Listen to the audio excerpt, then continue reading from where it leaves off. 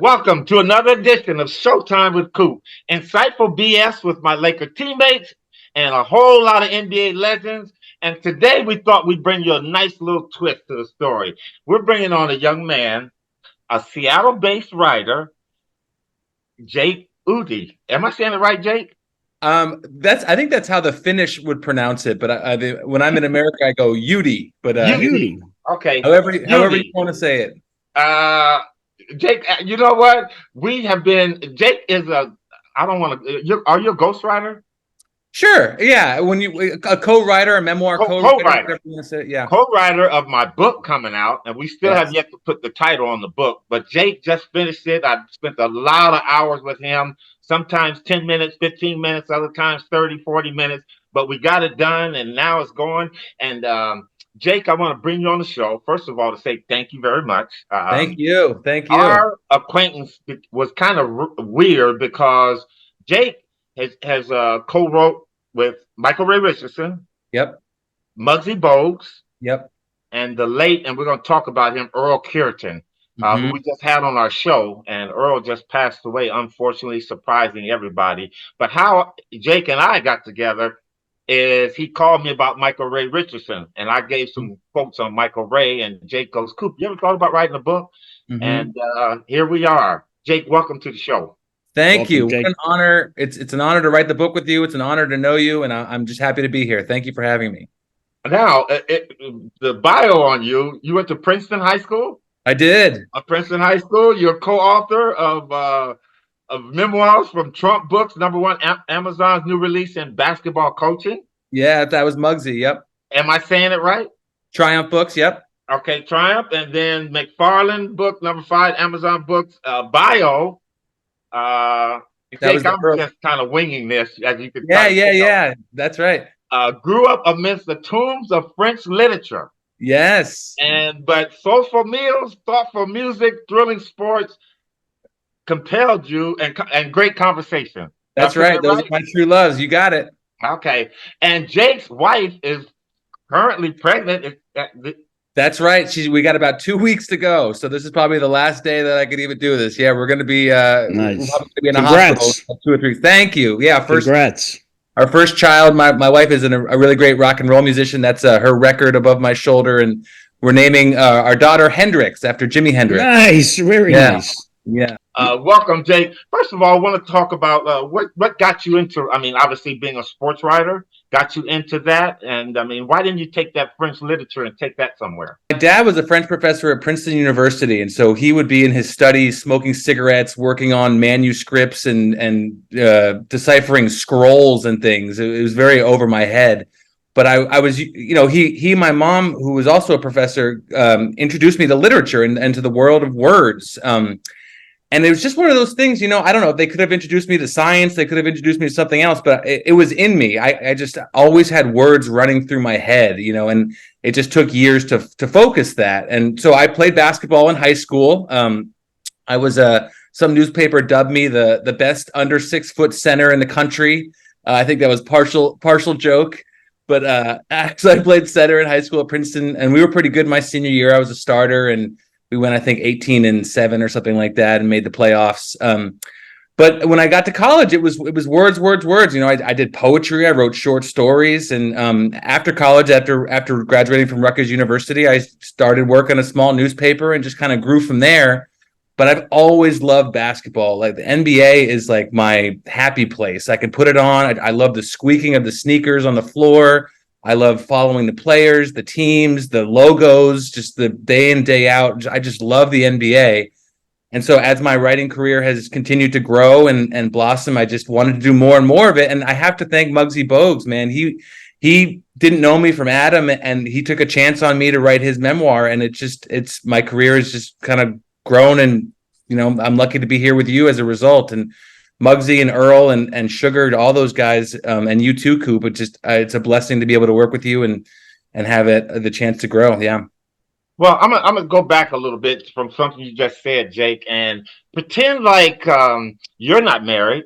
You pretend like I'm not married, and you are trying to get me with a great poem. Give something poetic to me. Your eyes are like the galaxy I've always wanted to see, Coop. How's that? All right, Jake. You know what? But I could have thought of that one, and I'm not a writer. So That's right. That's right. That's why I'm co-writing with you, man. That's why we're working together. Sounds like a bunch of bullshit to me, Coop. Yes, it is. Yes, it is. So, Jake, once you started, obviously having the background in sports and stuff like that, Yeah. what really attracted you to really start writing? I mean, you started with Mugsy, right? That was the first book. That was the first basketball memoir I did. You know, I've written for a lot of music publications too, and you know, there's a lot of avenues you can go as a writer. Whether you want to break news, whether you want to sort of do investigative stuff, whether you want to do whatever else. But I was always drawn to profiles. So you talk with somebody for anywhere between 10 minutes and 3 hours, or visit with them and face to face or on the phone, and just get a sense of the decisions they made and how they became who they are. And I think I was a little bit of a sheltered person growing up, and my parents were maybe a little overprotective at times. And so I'm always sort of amazed at how people make the decisions and become great, and to do the things that they were, and to the risks they take and the decisions they have to make. And so I just found myself super attracted to finding that within each person that I spoke with. And I've written thousands of these profiles, these sort of like 1,000-word profiles or however long. And when it came to Mugsy and the opportunity just kind of like came out of nowhere, I was like, okay, well, I've written these 1,000-word profiles. Let's write a 90,000-word profile. So it just sort of expanded the idea and kind of taking everything step by step. And Mugsy was into it. You know, he hadn't done a book since the early 90s. And I actually remember being a kid and buying that book in the Land of Giants and being sort of amazed by that. And there's another book that I am scared to bring up, but Larry Bird's Drive was a big book for me as a young person. And putting those two together, I just sort of realized, you kind of realize yourself as you get older, what I wanted to do. And it's work with people who made really interesting decisions and became great, like yourself, Coop, and to figure out how the steps went along the way. And here we are. And I just really love it. I really do. And it feels like a calling in some way, not to be too dramatic, but that's what it feels like. You know what, Jake, and as we were writing mine and we were going through it, and I would give you a little bit of information. And at one time you told me, well, Coop, thanks for that information, because now it helps me kind of guide the readers on what they're going through. When you were doing Mugsy's book, like you said, in the Land of Giants or whatever it is, but Mugsy's a little giant himself. What did you want the reader to really find out about him? So what was really great so Mugsy had In the Land of Giants, which came out in the 90s, and then we did our book 2 or 3 years ago. So there was a whole second half of his life that the first book didn't go into. And the two aspects of that was his the relationships he formed along the way, and the fact, Mugsy's 5'3", for people who don't know, like he's a one of one. He's just an incredible story. Like there is no story like Mugsy Bogues. And I remember being a kid, being like 5 feet tall in 5th grade or whatever, and wanting to be, I just need to be 5'3", and then I know I can make the NBA, because as a kid you like, I want to. And so Mugsy gave that to people. And I actually talked to Steph Curry for the book, and he said that same thing. He said all he wanted to do was be 5'3", and he knew he had a chance to make it. And so, I wasn't totally sure where the direction of the book would go, and you sort of find this out along the way. But one of Mugsy's daughters, who has a young son who plays basketball, who's also short because the family is shorter, she told me that his friends don't, poke fun at him, or coaches or whoever don't make fun of him and call him short. They say, oh, you play like your grandfather, you play like Mugsy Bogues. And that just was like a light bulb above my head. Like, this is the gift that Mugsy gave every basketball player since he became famous. You're not short, you're not too small, you just play like Mugsy Bogues. And that's how the book ended. And it sort of starts with Steph Curry talking about that in the forward, and it ends with Mugsy's daughter talking about that about her son. And that's an invaluable gift that he's given to the world, of that, there's plenty of people who aren't tall, and he gave that to us to prove that we could do it too. I think that's just incredible. Oh, you go from Mugsy to Michael Ray Richardson, and you know what? Sugar is affectionately known. I love Sugar, and the ups and downs of his NBA career being one of the best. I mean, some people said that he was Magic Johnson before Magic came into the league. I mean, before Magic was, because Sugar could do everything that Magic could do. He was a big point guard, yeah. I mean, he was getting his triple doubles, but again, in his life, did Sugar open up to you about everything? He did. Sugar, the thing you realize when you talk to him is how good his heart is and how good his soul is. And he's it's so easy to cast him as a villain. Why didn't you stop taking drugs, or whatever else you want to say about him? But he's the opposite. He's a generous, good-natured, lovable person from my experience, and it left a bad taste in my mouth that people can think of him as this sort of degenerate, or whatever you want to say, drug addict. And there's a lot of addiction in my family too, and so my heart goes out to people like that. And I had a half brother who passed away from drug addiction, and my father was an alcoholic, and so I know that there's more than one side to those stories. And he's got a famous story, the first person to ever be banned for drugs in the NBA, and to receive a life banishment from Stern. Even though that only lasted for a few years, he's also the first person to be reinstated, which is exactly what his story is. He has this big down and then this big high, and we all make mistakes.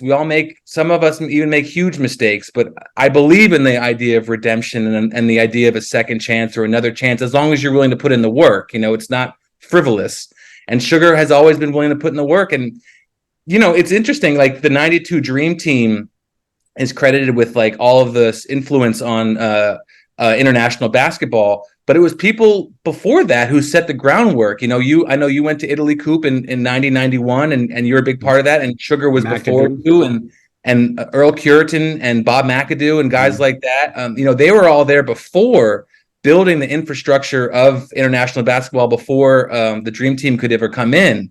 And so there's just all these layers to his story. And you spend 5 minutes on the phone with Sugar, between his, very endearing stuttering and his very big open heart, and it's just, you want to spend more time with him. And it's another case of being lucky to work with somebody like that. That's what I'm gonna say. Jake, Sugar climbed the highest mountains, having a speech impediment, which you just said about stuttering. So for him to get to the heights that he got to, and then take it overseas, was something special.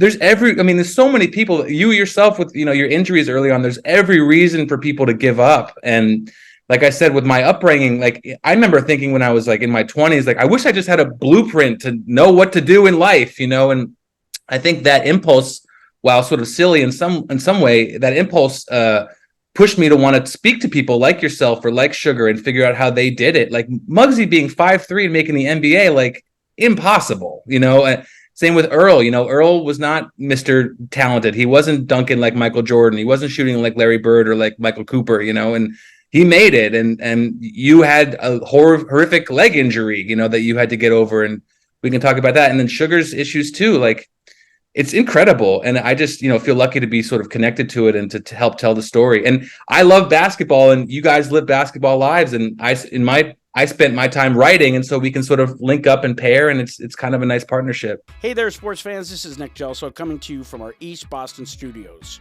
Now, if you're anything like me, you're missing the gridiron right now, as football has winded down. But fear not, because I've got something to keep you and that competitive spirit alive. Let me introduce to you Prize Picks, the ultimate destination for daily fantasy sports. It's not just a game, it's your chance to go head-to-head, battling thousands of players. Just you, your picks, and the thrill of watching your winnings pile up. And folks, the action doesn't stop with football. As tournament season heats up and the race for playoff home court advantage intensifies, basketball takes center stage.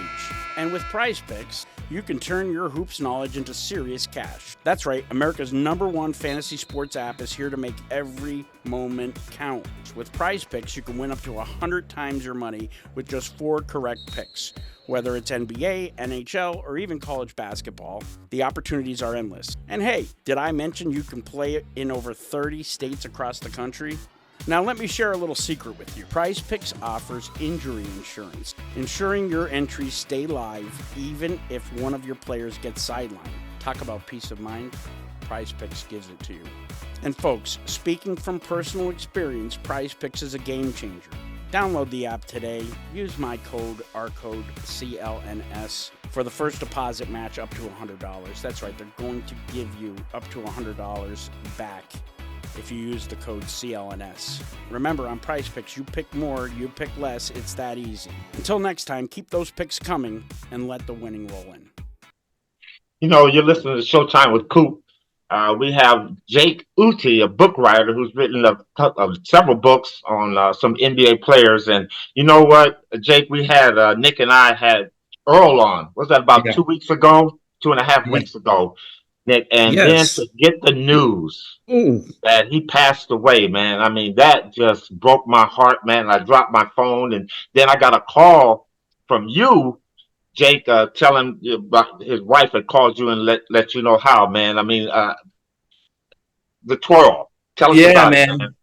It's the thing, in his passing, I was going through every Twitter thing, every news item, just to, like, bask, in a sad way, basking in the news. And one of the things I read, people talk about him as a Detroit NBA legend. And, when you look at Earl's career, I don't know, 6 points and 5 rebounds. That was his career average. You wouldn't necessarily think he's a legend, but what made him a legend and what everybody responds to, whether they know it or not, is his character. That's what made him a legend. The way he could open up to you, the way he could make you feel comfortable, make you feel special. And, it's hard to talk about. Like, he was a dear friend. We've talked almost every day, whether we were working on the book or not. And, my wife jokes, when the phone rings, we would always think it's Earl. And now we don't have that. And, Yeah. there's so many layers and levels of why death is sad. And, the biggest one is the person's not in your life anymore. All the phone calls and the laughing, and, we would joke about the Pistons, and he introduced me to a lot of people. And, my career, such as it is, would not be where it is or what it is without Earl. Like, he's the person that I'm going to talk about and try to honor for the rest of my life. Like, Earl and Mugsy, you and Sugar, people like that. It's invaluable to me. And, just awesome people, and people who didn't have to succeed and didn't have to be as generous as they ended up being. And Earl is at the top of that list. Now, Earl made such a big impact in the community. It didn't Yeah. matter whether it was Detroit, Philadelphia, wherever he was at. He was always about the kids and making sure that kids had what they could and making an impact in the community. Yeah, and his work with St. Cecilia in Detroit, that's famous sort of small bandbox of a gym, and that's where they had his his funeral or his wake maybe about a week ago, and there was even talk about trying to rename the street that St. Cecilia's on, like Earl Cureton Way or something like that, which I really hope happens. But yeah, his wife Judith and his kid Sari, like his daughter Sari, they're beautiful people, and Earl went too soon. He was 66, and that's too soon, and it's tough. The people who were very tall, I don't know exactly how he passed, and that's none of my business necessarily, but it's just, and you have people like Scott Pollard. I know this is sort of a different conversation, but he's dealing with needing a heart transplant, and he's 7 feet tall, and it's hard to get a heart transplant when you're 7 feet tall. And it's just Moses Malone. He was another Yeah. one. Moses went Yeah. early because of heart. right. And it's sad, and you wish for the best. And so, but the only thing you can do is sort of remember the impact that they had. And, Earl's in my heart, and he will be forever. And for all our listeners out there, Earl just finished his book called The Twirl. If you want to read something very, very interesting, Jake, tell them about Twirl, man, because that was real special. Yeah, no college scholarship offers. He ended up going to Robert Morris, a junior college, which ended up becoming a Division I school as he was there. All the while, Dickie V recruiting him. Earl, you got to come to University of Detroit, baby. Like, calling him every day. And he made it to University of Detroit, and then was drafted to Philly, and a lot of famous battles with the great Showtime Lakers. And they managed to get one off you guys in '83. And Earl had a very famous hook shot, of all things, over Kareem, which kind of sealed game 2 of that series. And then, he kind of bounced around a little bit, but famous teammates with Michael Jordan, with Charles Oakley, with Mugsy Bogues, with Dr. J, with Moses Malone, just like kind of a litany of, and all the, and Isaiah Thomas, and Isaiah and Dr. J did the forwards for the book. And every single person just talked about his character, from Dave Bing to George Gervin to McAdoo to Spencer Haywood, just a line of players. Hey NBA history fans, quick timeout. Let's talk meals. Not just any meals, but Factor's ready-to-eat, chef-crafted delights that make healthy eating effortless. Whether you're celebrating a classic game or a full-court press with your schedule, Factor's got your back with over 35 weekly options that cater to all, from keto to vegan. Imagine gourmet meals ready in time it takes to set up a play. There's no prep, there's no mess, just pure, nutritious deliciousness that beats takeout on cost and quality. And with Factor, flexibility is the key. Choose your meals, adjust on the fly, and never worry about your next healthy bite. Here's the game changer. Head to factormeals.com/boomertakes50. Use the code BOOMERTAKES50 for 50% off your first box. And yes, you heard that right. This is the History Channel. We are boomers. It's Boomer Takes 50. That's half price for premium, dietitian-approved meals that fit your busy, hoops-loving lifestyle. Don't let mealtime steal your time. With Factor, you are always ready to play. Check out factormeals.com/boomertakes50. Use that code BOOMERTAKES50. Now back to the show, and remember, great nutrition is part of any winning strategy. And it's a really interesting thing. You can become a basketball legend for your character. You know, he played in the NBA and he won 2 championships, but he's remembered for just the impact he had. And speaking of his championship, his 1994 championship is really interesting. He signed like 2 days before the playoffs with Houston, and he was a backup for Hakeem Olajuwon. And he was playing at the YMCA a month before he signed with Houston, and he ended up winning a second ring. And I feel like that's Earl to a T.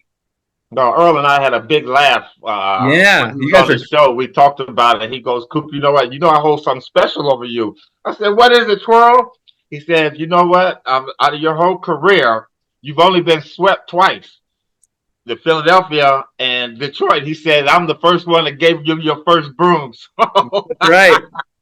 I was upset with him about that. But Nick, anything you have for Jake?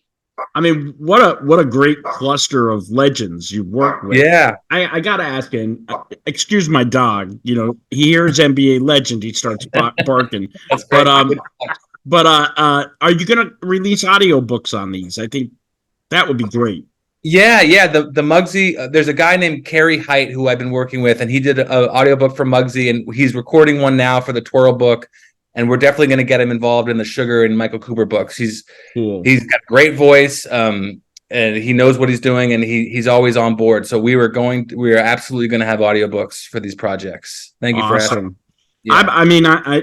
I guess to close out, I've been through this podcast. I've been blessed to know a lot of NBA legends. They're all fucked up, aren't they? Everyone.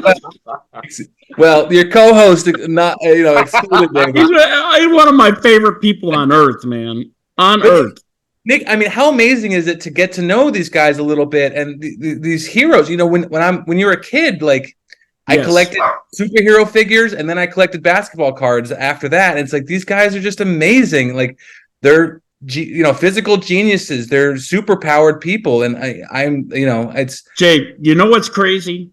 When one of my heroes calls me, and maybe I'm in a meeting, and I got to screen Michael Cooper's call or Kevin McHale's call. You know, that to me is like, I get this anxiety because I just shouldn't be doing that. These guys were like hanging on my walls on posters. What if they never call back? What if they never call back? I mean, it's just, if someone told me as a kid, Michael, the guy with the high socks that gave Larry Bird fits, was going to call my cell phone, I know. I would never believe it. So God bless you, man. I know what you're going through. I know what it is. It's a lot of patience you need. And there's people who don't have enough gratitude for that. You know, when I work on these books, dignity and gratitude are two things that I keep in my head, top of mind. There's a lot of people who want to take advantage of these stories or who want to make themselves the center of these stories. And, I don't know where I'd be. Sounds cheesy, but if it wasn't for the NBA, it's been there in my lowest times. It's been in there in my highest times. Me too. I just love that it's a constant, and I can't express anything besides gratitude. You want to tell the truth and you want to be accurate, but the gratitude for that is I never want to let that go. And since we're throwing love bombs around, Jake, I love you. Nick, I'm in love with you. Jake, listen, let me tell this.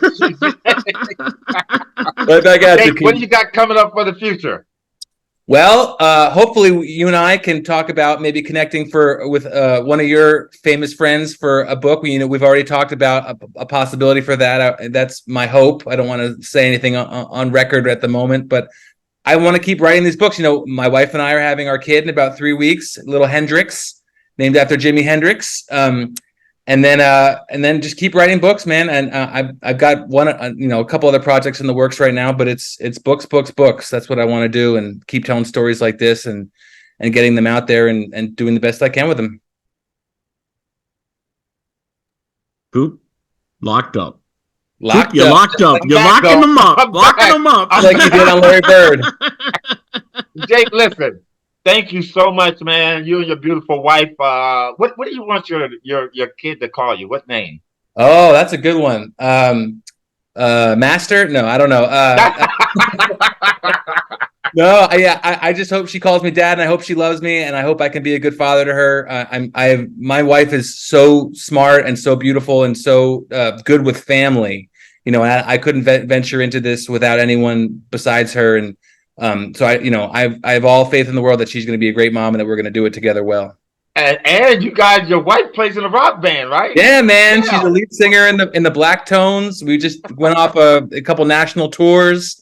She wears the high leather boots. She had the baby bump on the last tour we were at, and she's a radio DJ too, man. And we actually just wrote a music book about Seattle music. So she's multi-talented, and I'm just along for the ride. Jake, all my best to you and yours, man. Hopefully everything goes well. We'll be praying for you. Thank you so much for sharing a little bit of time with us. Nick, we out of here, man. We're out, Coop. Yesterday's weather. We're out of here. Later. Love you, Jake. Peace, guys.